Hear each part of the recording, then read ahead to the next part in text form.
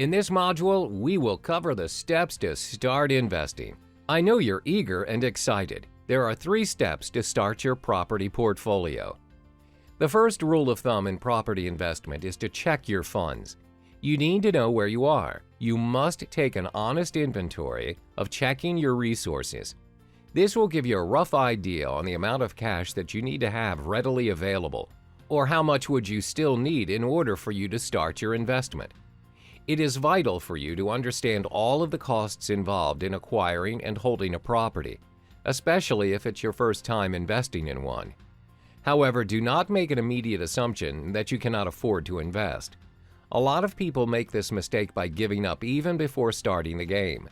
As long as you have a stable and decent pay job and a solid employment history, you shouldn't have a problem obtaining a loan to help you finance your investments. Next is to budget and manage your finances. It's easy to fall into the trap of poor cash flow management as a rookie investor. To be more systematic in tracking your expenses, set up a budget planner or spreadsheet to make things clear.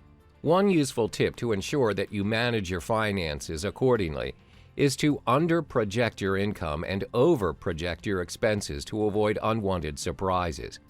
Make sure to set your budget planner even before you start looking for a property, as that will go a long way.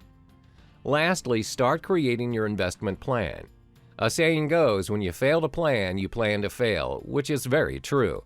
A successful wealth creation through property investment demands that you set your personal goals, determine where you want them to end up, how long it'll take, and then formulate a cohesive plan to get there. The plan serves as a structure for you to stay in the game. Your criteria should be focused on the growth or income you are aiming for.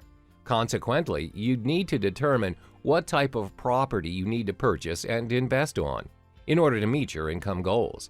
So plan your action and action your plan.